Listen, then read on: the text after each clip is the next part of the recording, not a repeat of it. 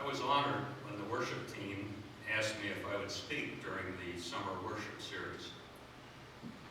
I've enjoyed the many reflections that add so much to the service, including, but certainly not limited to, J.D. Stillwater's talk on, hey, we're all made of scarf dust. Jim Cavanaugh's sermon last week on the power and limits of words. Geologist Don Hoskins humbly reminded me that my 70 years of age are nothing compared to the 700 million years that he talks about in his life's work. And Don Brown's passionate quest on the important moral issues of climate change. There's something about this church. Its essence, for me, is tolerance. And through that tolerance comes unconditional love and encouragement to continue to come of age. David reminded me that the worship team's summer services theme is the most important day of your life. That started a month of contemplation and introspection, which led to today. A journey of serendipity, if you will, punctuated by what Carl Jung describes as synchronicity, which is two or more events related by meaning rather than causation. So here's my sermon. I'm going to publicly use my ego to describe my ego death. If I can pull this off today, it will be the most important day of my life. It's all about my long coming-of-age journey. You be the judge. Let me know at coffee hour. Our wise sage library that we use today, Google, provides us with several definitions of ego death. A complete loss of subjective self-identity. Carl Jung uses the term psychic death, which refers to a fundamental transformation of the psyche. In the death and rebirth mythology, it is a phrase of self-surrender and transition, as described by Joseph Campbell in his research on the mythology of the hero's journey. In descriptions of psychedelic experiences, the term is used synonymously with ego loss. Here goes. Gracie Allen and George Burns were a husband and wife comedy team during the last century. George was a straight man and Gracie supplied the comic lines. I was doing a cryptogram the other day in the newspaper, which I enjoy doing. It takes a little while to solve a puzzle, and out of that scramble of words comes a saying. A quote from Gracie Allen was, Gracie said, "I was so happy when I was born, I couldn't talk for a whole year." You know, think about that for a minute. She was so happy she couldn't talk.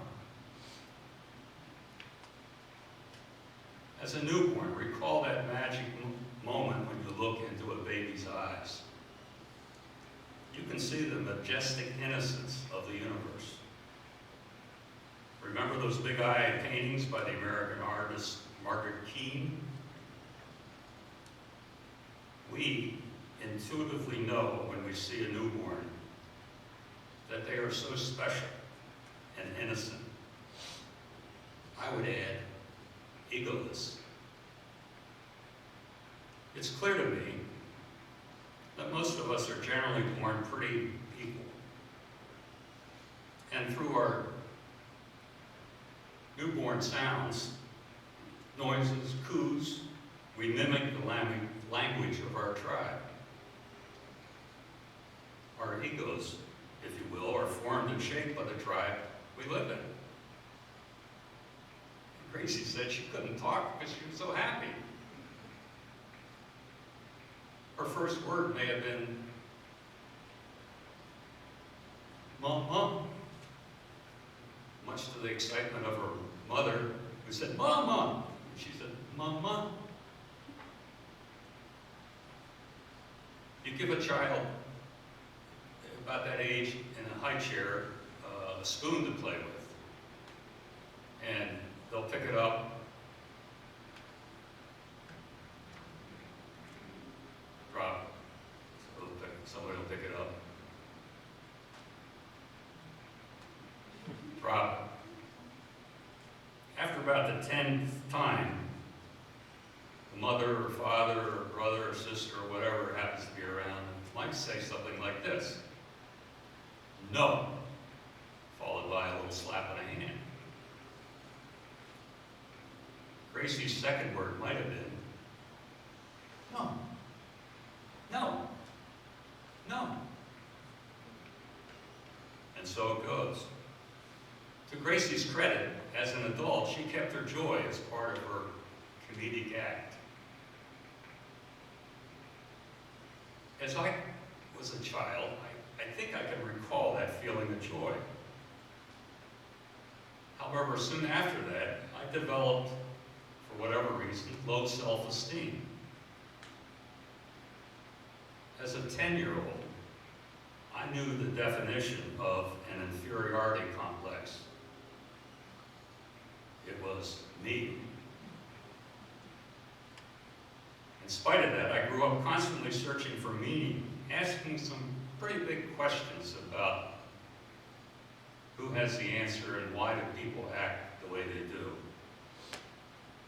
So like a lot of children, I longed for the day that as an adult, I would know these answers.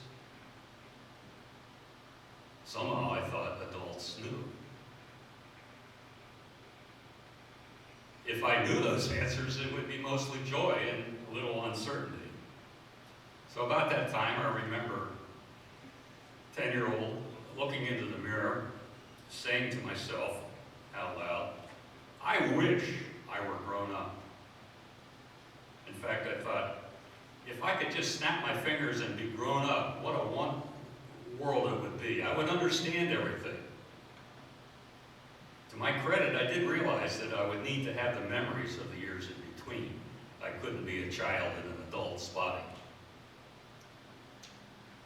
I snapped my fingers.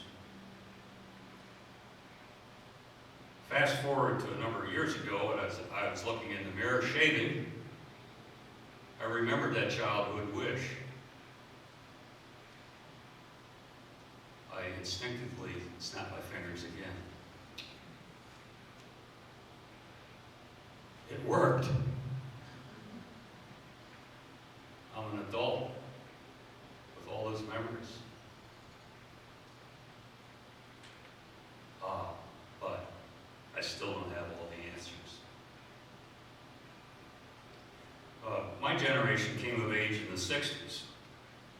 I read a lot of pop psychology and philosophy. Marshall McLuhan was one of my favorites. Alan Watts, Ram Dass, Hermann Hesse, Joseph Campbell, Carl Jung, ancient philosophers, studying meditation, existentialism, trying to get a handle on that. During that time, I continued to be a husband, a father, as I was working my career.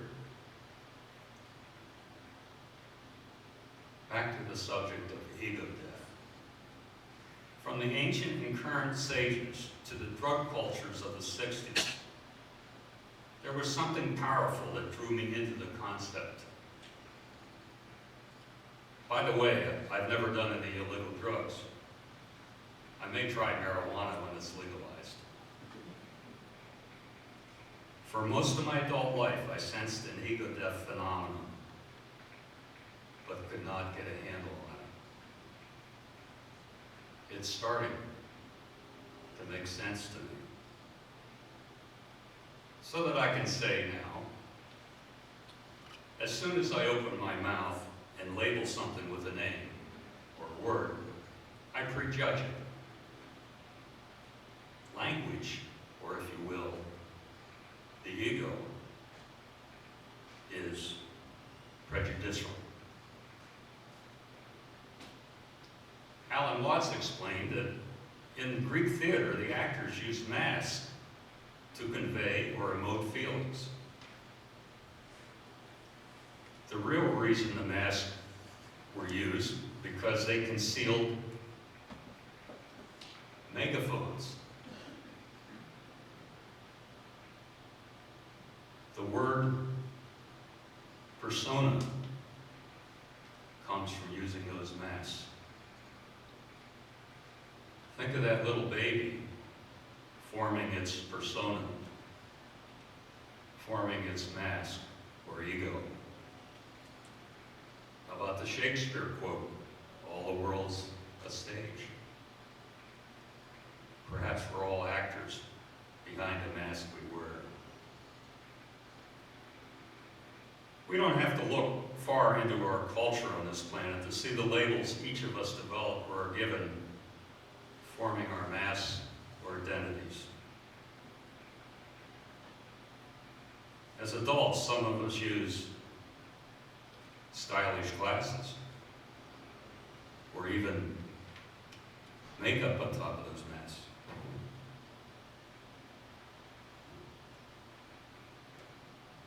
Babies, in my opinion, all start from that same joyous, majestic place. Consider all the tribal masks that we learn to wear on this planet. Now, I'm not saying that the ego is not important, but much less important than we think. It's only a small part of who we are. In the pop psychology of the 60s, Ram Dass would say, although what you say may be very important and profound, it may not be relevant to living a normal, productive life on this planet.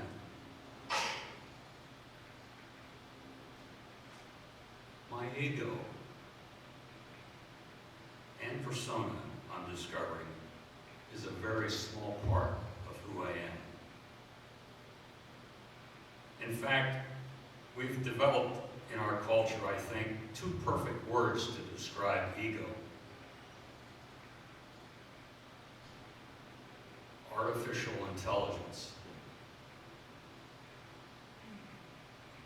For example, one can use the alphabet, make up some words, or bits and bytes to express artificial intelligence. Again, it's an important part of our lives, but just a small part.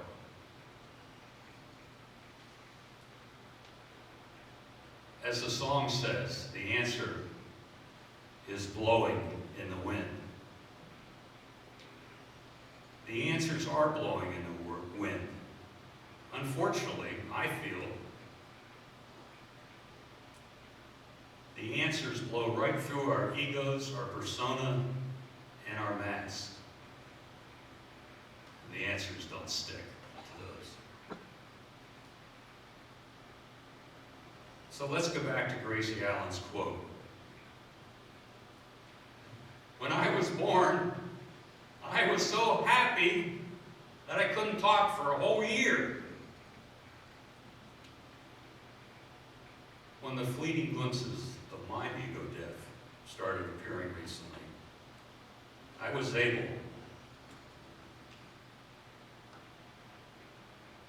to step out of my ego closet,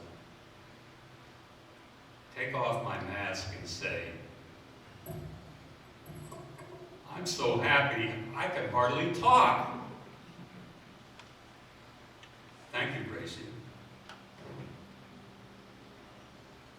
So be it.